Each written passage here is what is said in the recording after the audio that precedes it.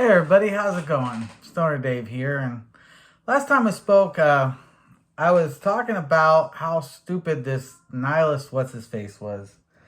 And to prove the point, I was in the middle of building an effects pedal.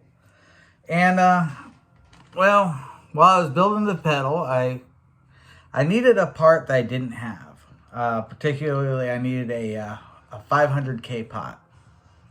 No, it wasn't 500K. It was a 1 mega ohm pot. That's right. I needed a 1 mega ohm pot, but I didn't have it. So I had to order it. Well, when I was ordering it, I seen a few other things that I didn't necessarily need, but I kind of wanted. Couple of op amps, what have you. When I ordered it, the kit, it said it had a few op amps, and it kind of trailed off. I was like, well, I want one of those op amps, right? So I went ahead and placed the order. And when it came in, it actually had quite a few other chips in it that I hadn't even considered. One of them was this digital delay echo audio processor. Those of you that know components, you'll probably know the chip already without me having to say the name. So I'm not going to say the name. But this is a chip that would be used in any kind of delay or echo or a lot of time-based pedals. Flangers, phasers, use something similar to this as well. So the whole making an overdrive pedal because it's easy, well, kind of lost interest in that. And now I'm kind of thinking I want to do something with this chip instead. However, I would have to go and take a look at some of the other effects and see what I would need to go along with that to make this work, right? So, getting the pedal done as far as an overdrive, well, I'm not going to do an overdrive. I could still do an overdrive pedal. I have quite a few different chips that would be great for an overdrive pedal, like this JRC 4558, great for an overdrive pedal. NE 5532, great for an overdrive pedal. The LM386 in this package, a little bit too much power behind that for an overdrive pedal.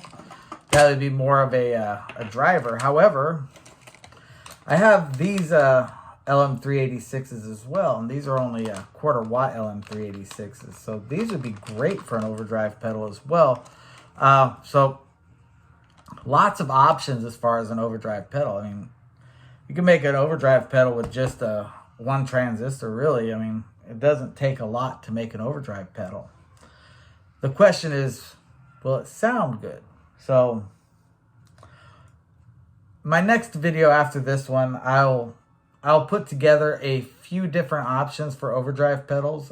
Perhaps take a look at some of the overdrive pedals that already exist and what can be done to make clones or replicas of those.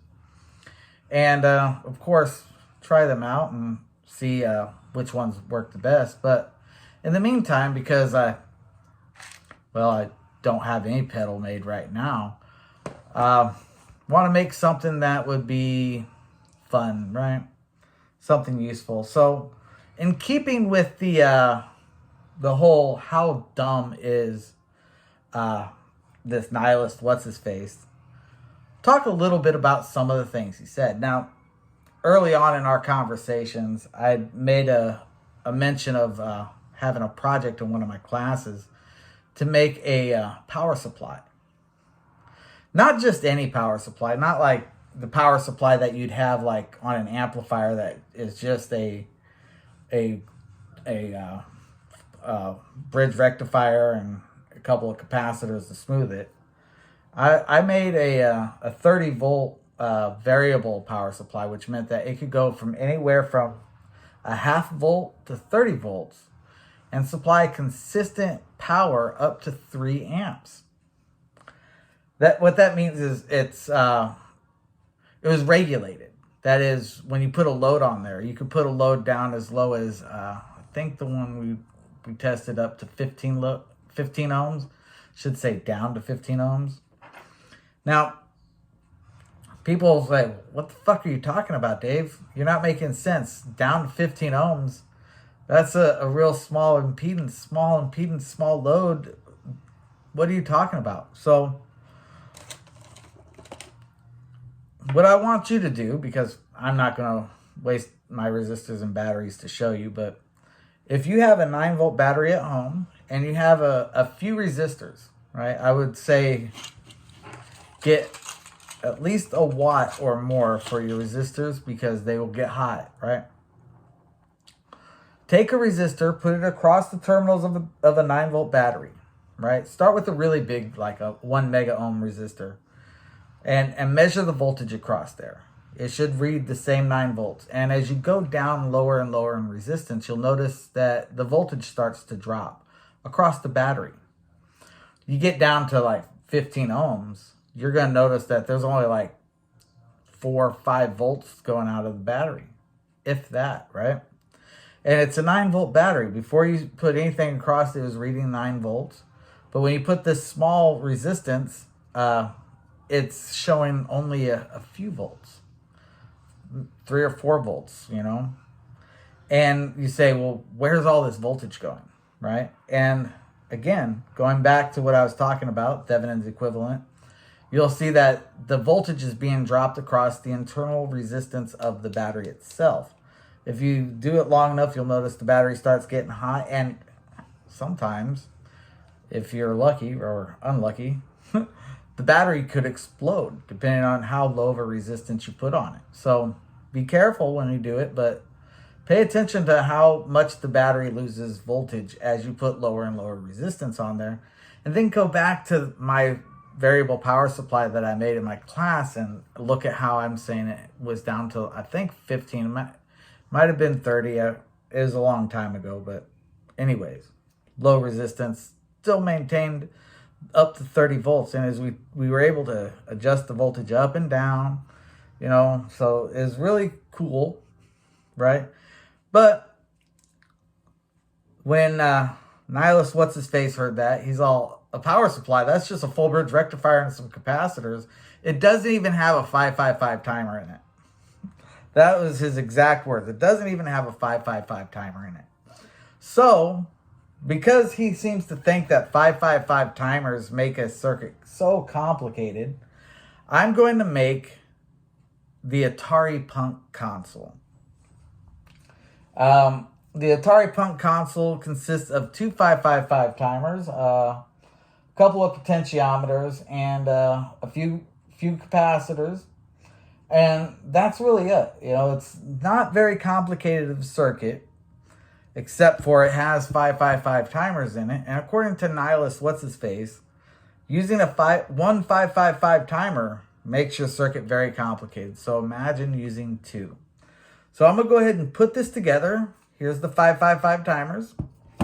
And let me see, I need 4.7K resistor, two 4.7K resistors, 2 500K potentiometers, one 1K resistor, one 10 nanofarad capacitor, one 100 nanofarad capacitor, and one 10 microfarad capacitor, along with a speaker.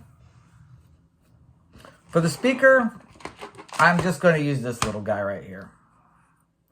Real small, real low power guy.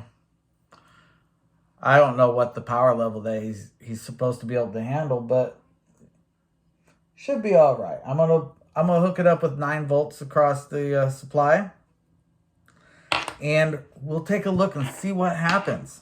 All right, so let's get started.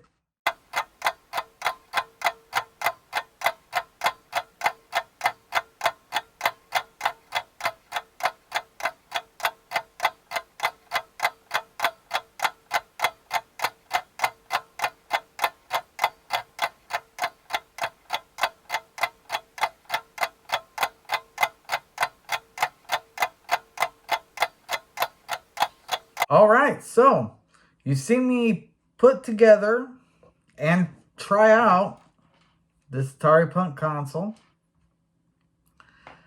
Works really well. There's a little bit of a loose connection here between with the capacitor going from pin 1 to pin 7.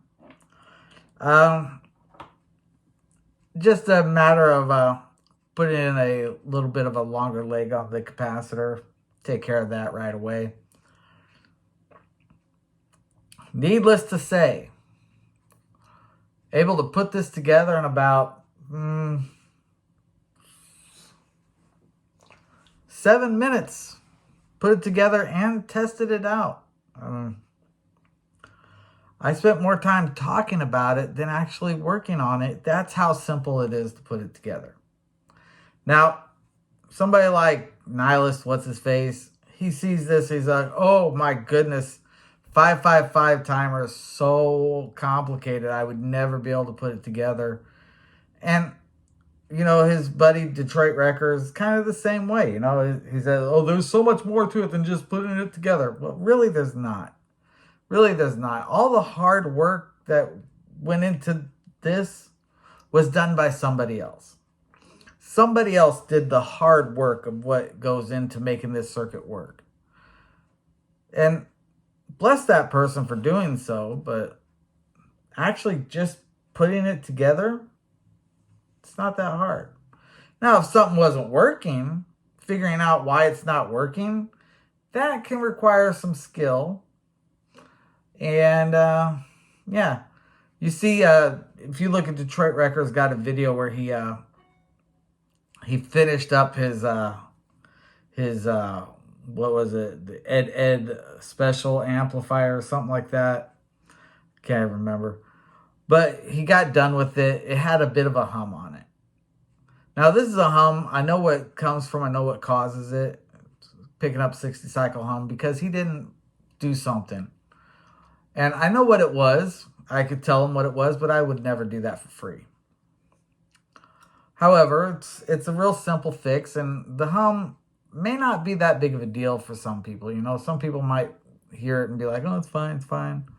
This is a little 60 cycle, blah, blah, blah. But he got really upset in his video where he was demonstrating it, and I can understand why it took so long to put it out there. You know, you don't want to be talking about how good you are at something and put something out that isn't as good as what you were expecting it to be. So, I understand it. Not saying that I agree with it, but I understand it. And, you know, it's a practice thing. It's practice, you know. You try, you fail, you try again. Eventually you get it right. And hopefully he gets to that point where he's able to actually get it right. Because I know that there have been plenty of circuits I've tried and failed at.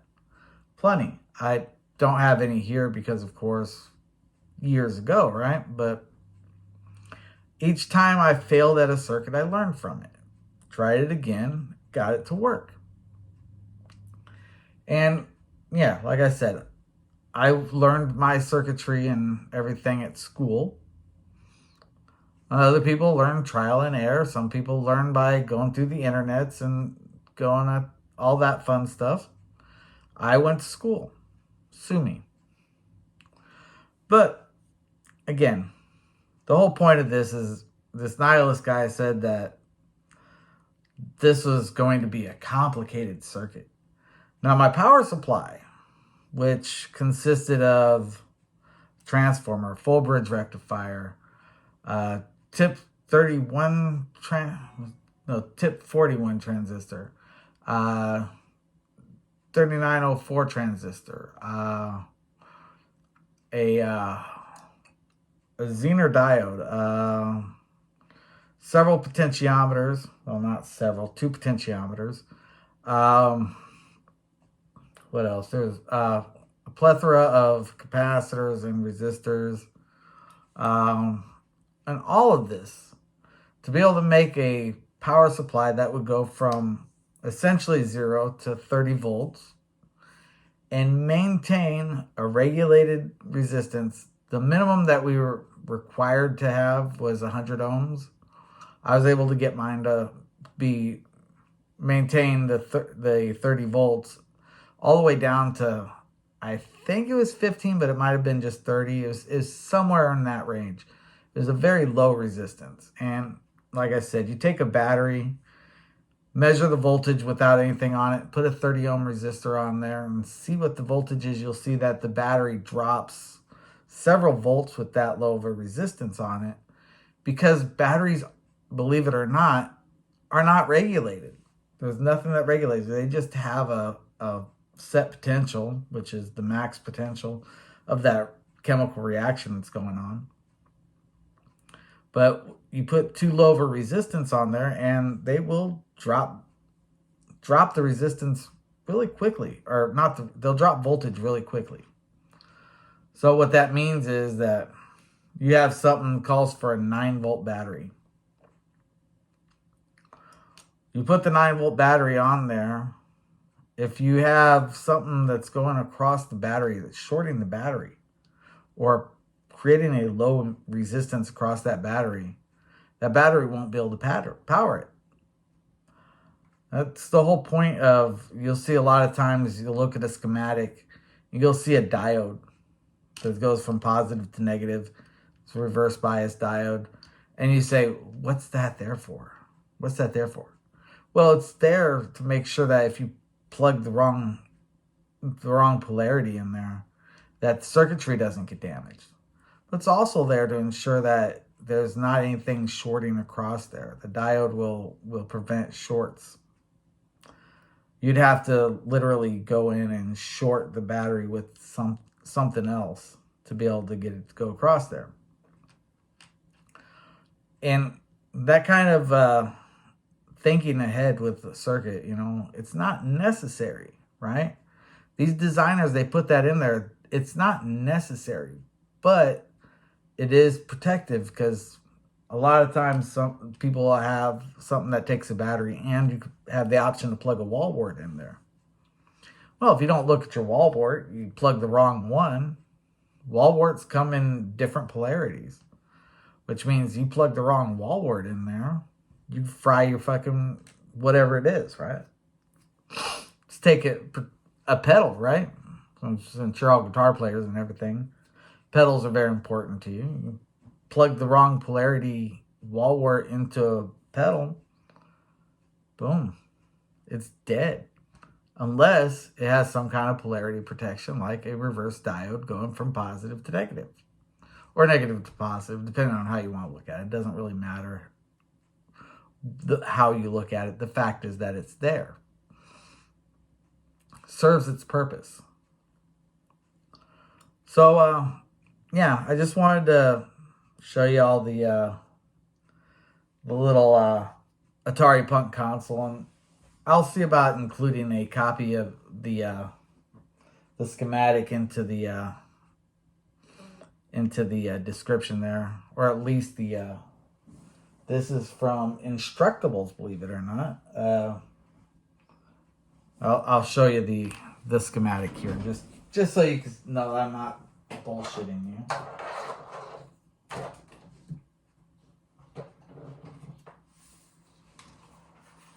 Okay, that's it right there. That's exactly what I built. Super easy, barely an inconvenience.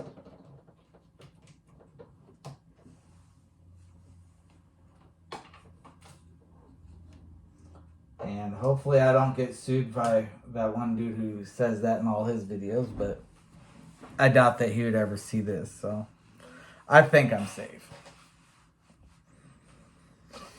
All right, so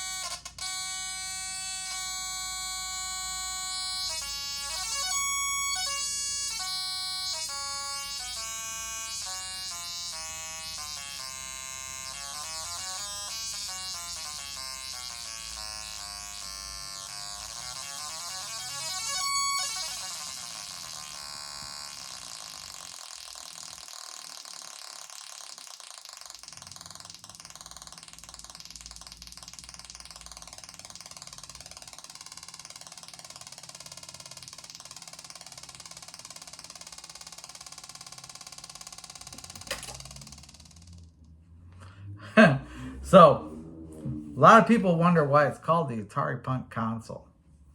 Well, the reason why is because a lot of those effects are, well, a lot of those sounds, I should say, are very similar to sounds that were used on the old Atari 2600 games.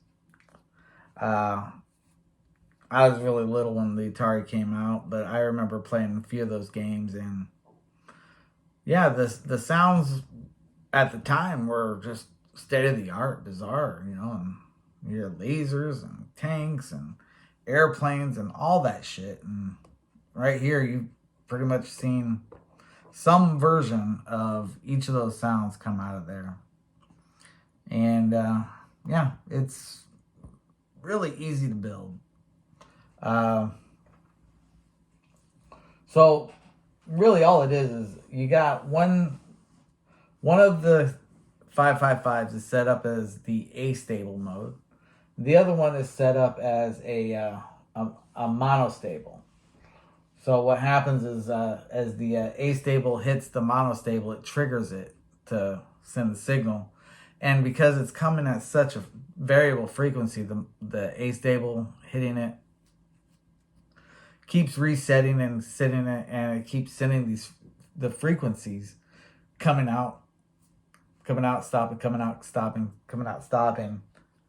And the frequencies are dependent upon, or I should say the frequency it's the combination of the two things happening at once. It's really cool the way it works. The way it sounds is even better, I think. So yeah. A little bit more about the stupidity of nihilist, what's his face, and cool fucking circuit. And like I said, I'll put the schematic in there, or not the schematic, I'll put a link to the instructables.com site, which has the schematic on there when I post the video. But definitely let me know what you think about the circuit. Do you think it's complicated? I don't think it's complicated. I think it's really simple. But of course, I know how a 555 timer works. You know, it's real simple circuit. You know, it's not hard. There's actually a second semester class. You know, so I'm sure that somebody who's never worked with a 555 may find a 555 intimidating. But once you've worked with one, you've played with one, you've actually used one, you start to realize that it's not all that complicated. It's just a chip that does a job, right? It's capable of actually doing 3 different jobs. It's got the astable, which is a repeating on and off kind of thing. You can use that to make an LED blink or to make some kind of sound, depending on what frequency you want to use. It's got a one shot, which is something that, like, if you wanted something to start when something happens, you can set this up so that something happens and then it'll turn off after a while. Wait for something to happen again. And you have the monostable, which is you have to push a button. Or no, it's got monostable is the one shot. It's bistable, which means that you have 2 buttons that you can push. One turn it on, one turn it off. And either way, you know, it's really, they're very simple. Very simple. And like I said, the 555, it's most famous for being used for blinking lights and making noise, because it's just the most common use for it, right? It's the easiest one to do, and everywhere you look, you'll have it. But of course, it does all 3 of those jobs: astable, monostable, and bistable. So yeah, if you would like to learn more about the 555 timer, please feel free to contact me in the comment section down below. Right. But in all seriousness, you know, if you'd like to learn more about the 555 timer, feel free to comment down below. But yeah, that's really all there is to it. You know, it's a